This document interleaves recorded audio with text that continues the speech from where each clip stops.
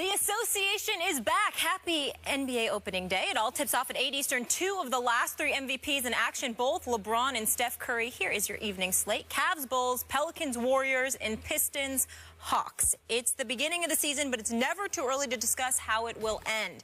Vegas puts the Cavaliers as the 2-1 favorites, followed by the Warriors and Spurs with both 4-1 odds. Then the Thunder 7-1 and the Clippers 8-1. Stephen A., which teams on opening day will be in the NBA Finals? Well, first of all, let's get the obvious out of the way. Okay. Let's talk about the Cavs coming out of the East. I definitely believe that will be the case.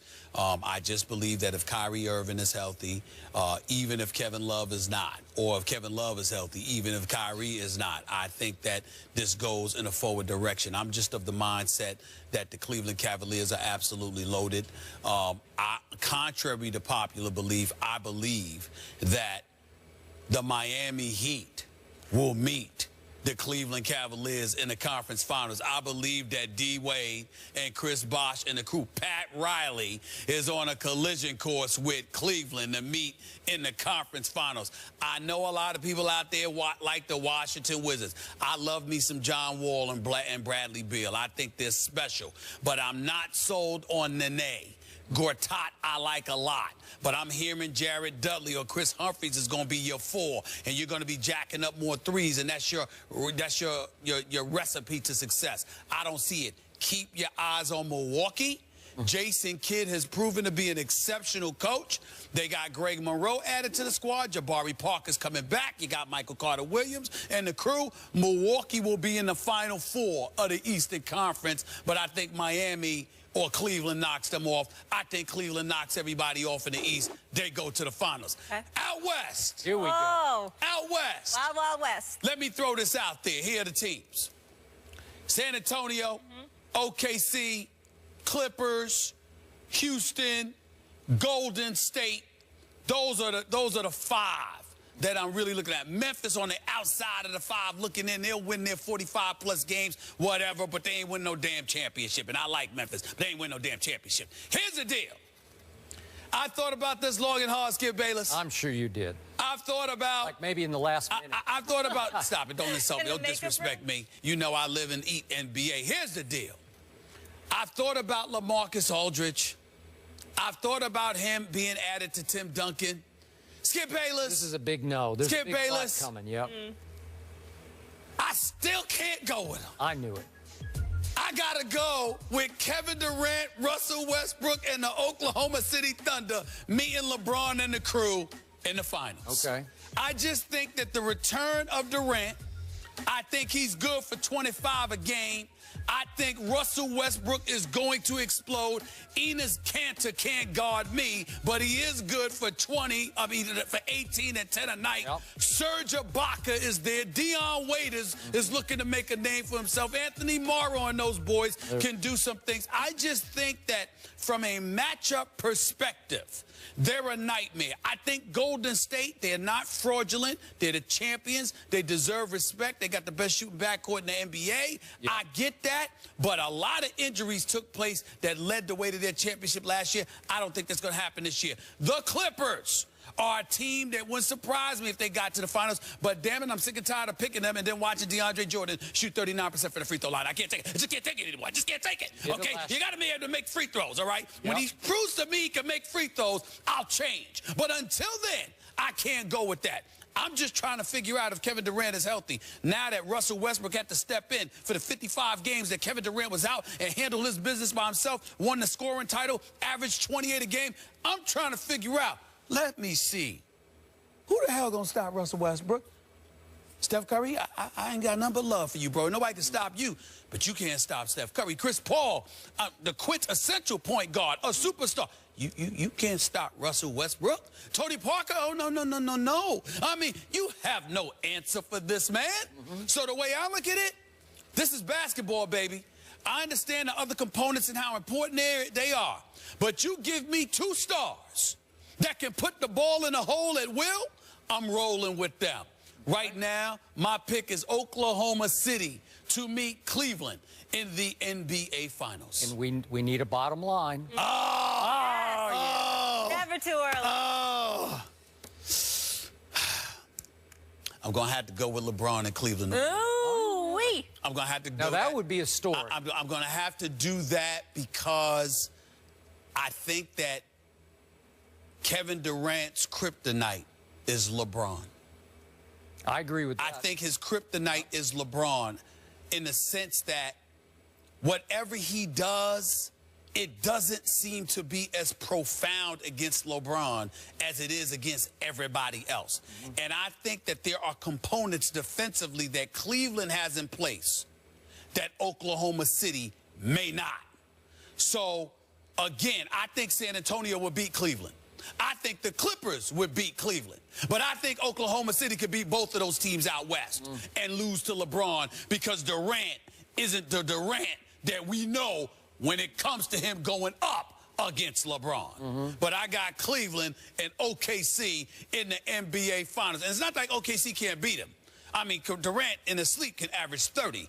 And Russell Westbrook, there is no answer for him. Zero. Yep. No one can guard him. Right. All right. But I still got, because of Mozgov and Tristan Thompson and then Love and all, I got to give Cleveland the edge in that matchup. If it was San Antonio, I'd pick San Antonio. If it were the Clippers, I'd pick the Clippers. But against Oklahoma City, I got to give Cleveland the edge. Okay. And I got Cleveland and OKC in the finals. Okay, you and I were there, what was it, 4 years ago when LeBron took to school the basketball babies that were Durant, Westbrook, and James Harden. Remember that? Respectfully, Durant did average over 30 on 50% shooting in the finals. But they lost in 5? They did lose in 5. They did lose in 5. But other cats weren't ready. That's the only blemish up until Game 6 last year. Up until Game 6, that's the only blemish on James Harden's entire career was that he was MIA in the finals. Okay. We are in sync on the East. I believe that Miami will meet Cleveland in the Eastern Conference Finals,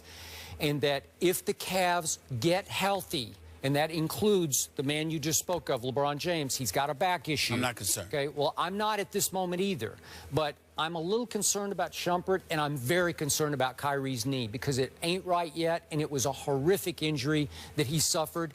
God bless him. He's a good kid. He's a great player. To me, he's right there with LeBron on value to this show. Okay, right that's fair. That's fair. I agree with All that. right. So, I agree with so that. if he can even get to 92% healthy and stay right there, I'm with you on this. I am rooting for the Heat. I'm the biggest D. Wade fan, and we've detailed, and I don't need to go back through this roster. It is loaded. And if Dwayne can stay about 82% healthy for the whole year and be ready for the playoffs, they could threaten this other team, this Cavaliers team. And I will be rooting for them. I just don't think they yet have enough firepower. It's close. It's close. D. Wade and Goran Dragic in the backcourt. This kid, I want to emphasize this. This kid, Hassan Whiteside. I was in Miami over a week ago interviewing D. Wade. Hassan Whiteside is a big dude. I know. And he's bulked up a little bit. Guess what? Cleveland's claim to fame was LeBron being able to post at will. How you going to do that with Hassan Whiteside down the post? That's a problem. You now turn LeBron into a perimeter shooter. I'm still rolling with Cleveland, but I think Miami can make it very interesting. Okay. So can I. Now let's move to the wild, wild. That's what I'm waiting Molly for. Calls it. I'm going to sound like a broken record, but I'm going to stick with the team that just keeps breaking records, my San Antonio Spurs. They loaded up. They didn't just reload. They bulked up to the point that I don't think even the West can touch this team with LaMarcus Aldridge on the first team and David West manning the second team.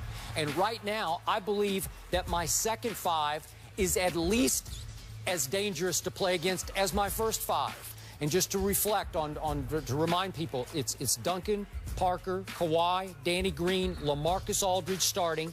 And second unit comes in the shock troops with Diaw, David West, Ginobili, Patty Mills, and Kyle Anderson. And trust me, Kyle Anderson is emerging as a player in this league, as a guy who can defend stretch 4s and rebound and shoot and pass. Manu Ginobili recommitted and refocused in the offseason because he was ashamed of the way he played last year. Trust me, he's going to turn back into a force on this team this year. Okay. So my point is, I got one other name for you, and it's going to become our pet name on this show. Oh, no. You ready for this? Yeah. Boban Marjanovic. Boban Marjanovic. Or nickname Bobby. We are going to be talking about Bobby all year. Boban Marjanovic, 7 feet 3 inches from Serbia. Will take the Aaron Baines role, play 18 minutes a game. Will start for Tim Duncan on many nights when Duncan sits and rests the whole game. I think he's a player. Marjanovic. Remember, because you're going to be speaking of Bobby. So, Bobby. 7 feet 3 and long. Bobby. Well, listen, I can't poo-poo that. I haven't seen him play yet, but if you're 7 feet 3, I gotta admit, if you're 7 feet 3, and R.C. Buford and his staff plucked you out of Europe, and Greg Popovich is coaching you, I gotta believe that you got a chance. 27 years old and has been a veteran pro in Europe, okay? Just watch. Just watch. All right, Bobby. So remember Bobby. And the two biggest threats to me, and I like your Oklahoma City pick. They are the biggest threat to my Spurs. Number 2 is Golden State. I don't fear the Clippers because it's just going to be a mess of egos and play. God bless Doc, but I don't think he can coach through this. Do you know why I ultimately picked OKC?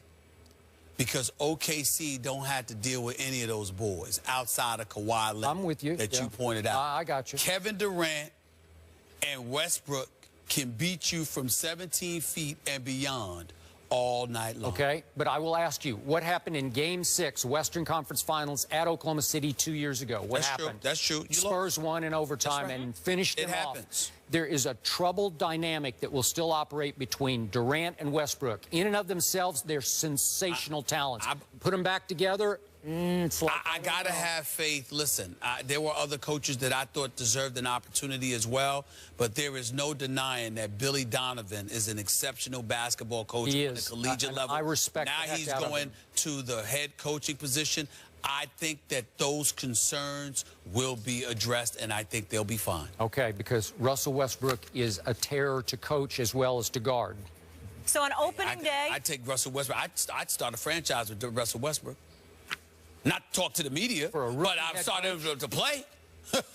On opening day, you have the Cavs winning it all and the Spurs. Spurs. All right, Spurs last won a championship in 2014. The city of Cleveland when Jim Brown was playing in the NFL a long time ago. Before I was born. Yes, the NBA season kicks off tonight, but tomorrow is opening night on ESPN. We've got a couple good ones. First, the Spurs take on Kevin Durant and the Thunder. Yeah. Then at 10:30, Kobe's back as the Lakers host the Timberwolves. NBA Countdown tips off at 7, and it's all streaming live on Watch ESPN. Don't miss the return of the NBA on ESPN. And lucky us, legendary producer, singer, rapper, songwriter Timberland is in the studio. So much to discuss with him. Maybe we'll get the scoop on Empire, plus a lot more. That's next.